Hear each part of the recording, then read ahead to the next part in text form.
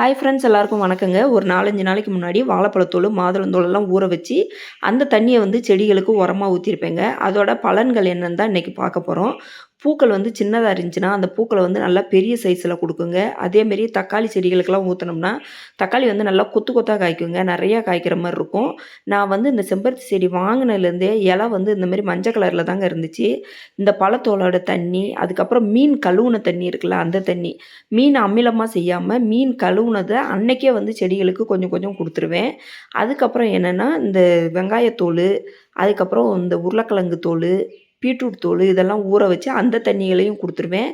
ரோஜா பூக்கு என்ன செய்வேன்னா, இந்த தண்ணிகள்லாம் குடுத்தது போக, அந்த முட்டை ஓடு இருக்குல்ல, அந்த முட்டை ஓடையும் நல்லா மிக்ஸில அடிச்சு பவுடர் ஆக்கி அந்த ரோஜா பூக்கு குடுத்துருவேங்க. இப்ப இந்த செம்பருத்தி பூவோட சைஸ பார்த்தீங்கன்னா, எவ்வளோ பெருசா இருந்துச்சுன்னு நீங்க பார்த்துருப்பீங்க. சின்ன பூவா பூக்கிறது எல்லாமே நம்ம இந்த மாரி உரங்கள் குடுத்தோம்னா, பெரிய பெரிய பூக்களா பூக்கும். ரோஜா பூக்களோட குரோத்த பாருங்க, எவ்வளோ பெரிய ரோஜா பூ பாருங்க.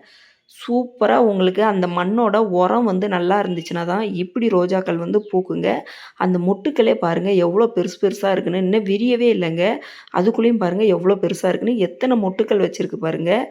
நம்ம வீட்ல உள்ள கழிவுகள வச்சு இந்த மாரி உரம் குடுத்தாலே செடிகளுக்கு அவ்வளோ ஒரு நல்லதுங்க. அதேமாரி பூச்சி, வெள்ளைப்பூச்சி வராம இருக்கிறதுக்கு நான் என்ன செய்றேன் அப்படிங்கிறத இன்னொரு நாளைக்கு ஒரு வீடியோவா போடுறேன். கண்டிப்பா அதையும் பாருங்க. உங்களுக்கு பயனுள்ளதா இருக்கும். அதேமாரி இந்த கேசவர்த்தினில பாருங்க பூவ. கேசவர்த்தினி வச்சு கொஞ்ச நாள் தாங்க ஆகுது. எப்படி குரோத்